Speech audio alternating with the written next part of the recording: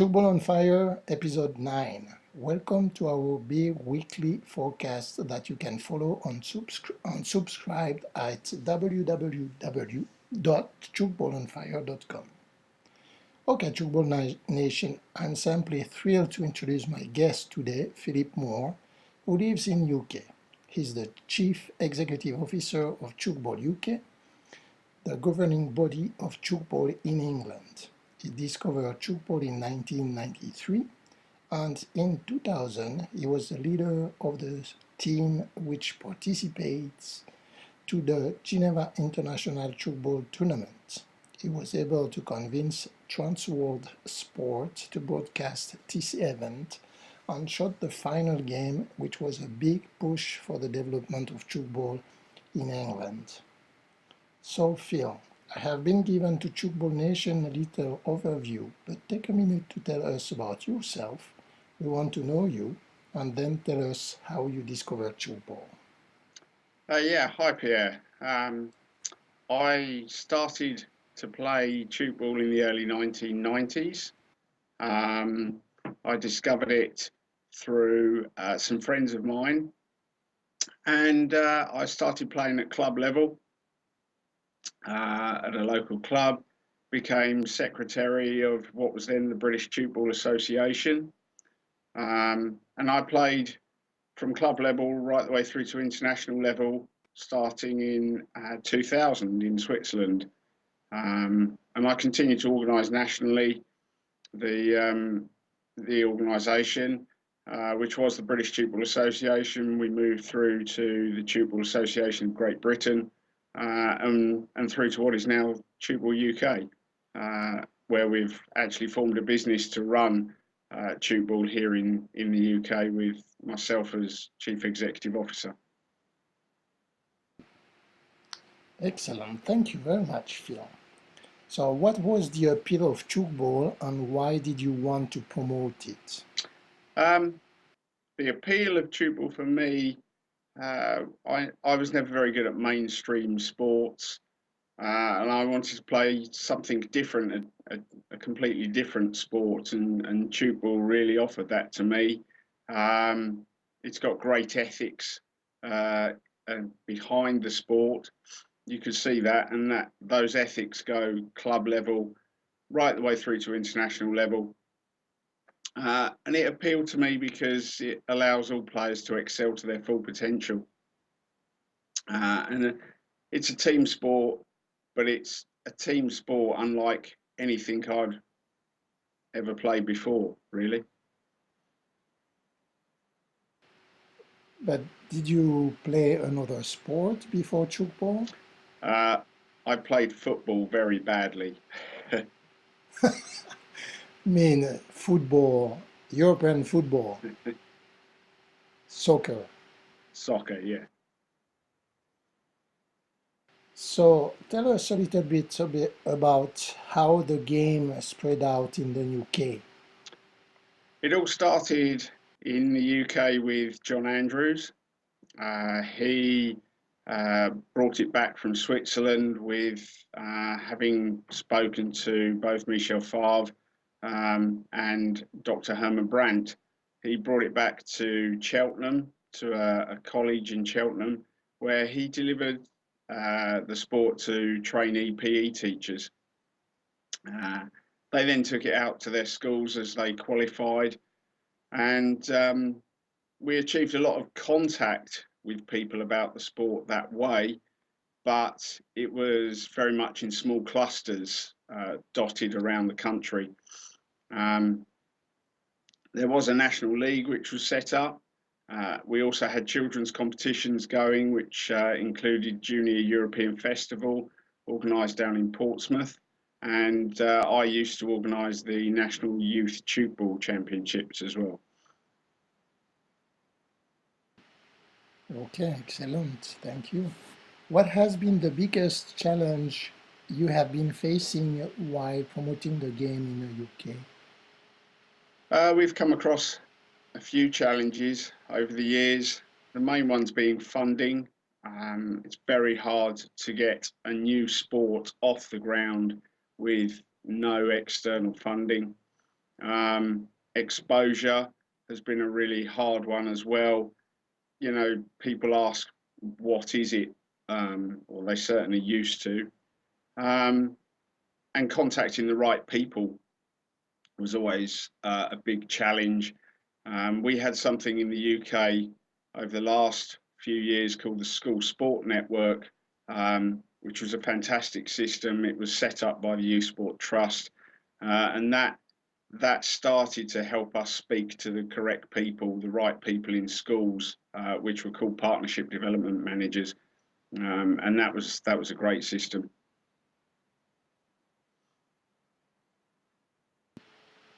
Perfect. So, do you have any other means that you use to help promote Tchoukball in the UK? Tell us a little bit what are the means you are using to promote the game. Um, Well, when we first started, we used to use PE teachers.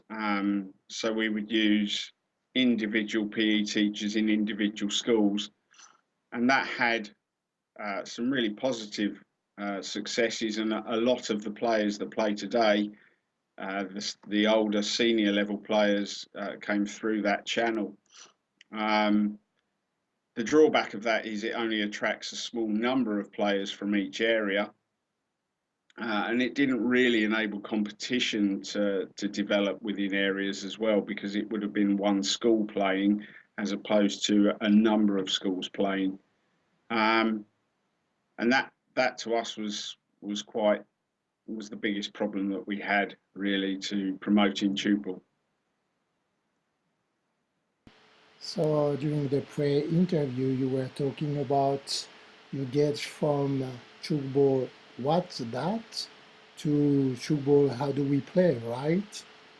Yeah, we probably 5 years ago we used to get a lot of the what is it question.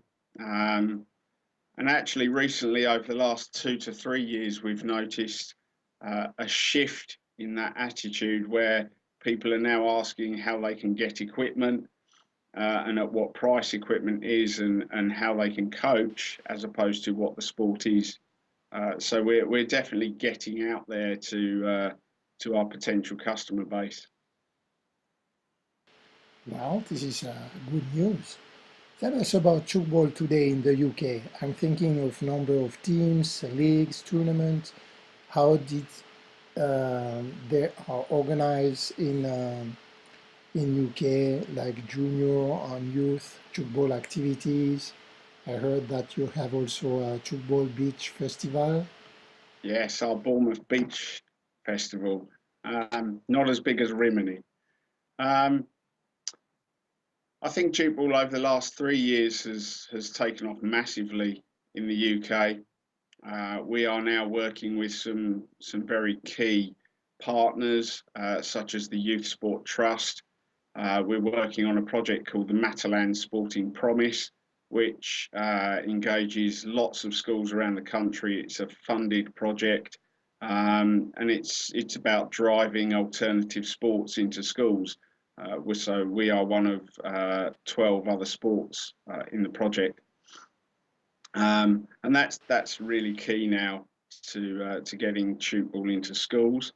Our national championships has really been built over the last 3 years, quite professionally. We now run last year we had 10 teams engaged in it. This year we're on for 12 teams engaged in it. And the system that we've designed is built to allow expansion as we bring more teams online to compete. So we can add another 12 teams quite easily to that system. Our focus is on schools and getting children playing. That's part of Tchoukball UK CIC's business plan. And the long-term view is to then transfer those children into club members, and hopefully allow extra income into Tchoukball UK from there. Perfect. Well, you have some work on your plate, huh? Sorry? You have some work on your plate. This is an expression in America when you have a lot on your Oh, plate. work on your plate. Yes. Yeah. Yes, we do. So Phil, now we reach my favorite part of the interview, and I will ask you a series of questions, and you get back to us with your answer. Are you ready? Yes. According to you, what is the biggest challenge for the diffusion of Tchoukball? Biggest challenge for us in the UK is primarily building new clubs.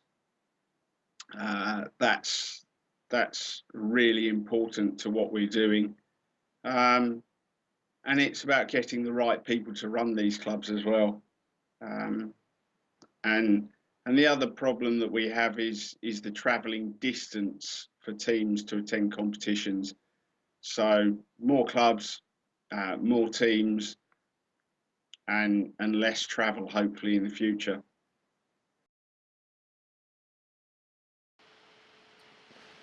Well, how long does it take from the north of England to get to the south by car? Uh, okay. Currently, some of our teams travel between 2 and 3 hours to get to training or to get to competitions and events. Yeah, So okay. Yeah, yeah, I see. What has been your best experience in Strooball?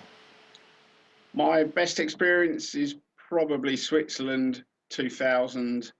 That was a really great event that I think kick-started the new millennium. It was fantastic to be able to get Transworld Sport to attend.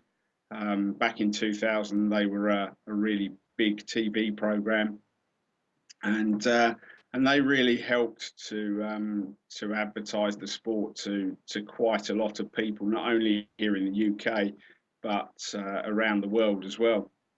It was great to see so many countries at that event because Tchoukball was just coming out of what was quite a low period in the sport in the mid 90s, where a few world tournaments hadn't happened. So Switzerland 2000 was great for that. I made some lifelong friends at that event through the sport, and it really gave me an inspiration to really push the sport forward and actually prove that you can achieve anything if you put your mind to it and a bit of work. Did the event motivate the players when you came back to the UK? It did actually. It motivated a lot of players, and some of those players are now with me as directors of Tchoukball UK as well. What would be the advice you would be given to someone who wants to promote the game in a community or country? Um, I think I think over the years we've learned that you need to have a business plan. You need to set up as a business. You need to know what and how you want to do it. So really have some detailed plans, do some homework on it, get the right people to assist you, and never deviate from your plan. I see. This is the way you manage the Tchoukball UK. This is the way we manage it now, yes, having set up Tchoukball UK CIC, which is a community interest company, and we now work from our business plan effectively, and we have goals and targets, and we know where we need to go. Excellent. So where do you see Tchoukball in 5 years from now in UK and in the world? In the UK, nationally, we see ourselves going from what we estimate to be around 7,000 players at the moment, which include children playing in schools, to somewhere around 14,000, and that's across the UK, and includes our other home countries, Wales, Ireland, Scotland. Um, we also see ourselves recognised by Sport England, which will enable us as Tchoukball UK to expand further. Um, more global. I see us attending World Games, but as a proper sport rather than an invitation sport, and obviously being part of Sport Accord is really important to that. And I see our World Tchoukball Championships and also more importantly the World Youth Tchoukball Championships as a key part of that. So I see those two tournaments really taking effect and bringing a lot of players through. Okay. Phil, you have been given us some great advice and information, and we thank you for that. Thank you. Please give to Tchoukball Nation a piece of guidance, share how we can find you, and we will say goodbye. You can find me very easily on Twitter at Fillmore37. You can find us, Tchoukball UK, at www.tchoukball.org.uk. And I'm contactable at phil.moore@tchoukball.org.uk. And the piece of advice? Keep playing. It's a great sport. Excellent. All the listeners could find all the links and resources you mentioned today on www.tchoukballonfire.com/Philip Moore. Thank you for being so generous with your time, Phil, and sharing your experience and advice with us. Tchoukball Nation salutes you, and we will catch you along the road. Thank you.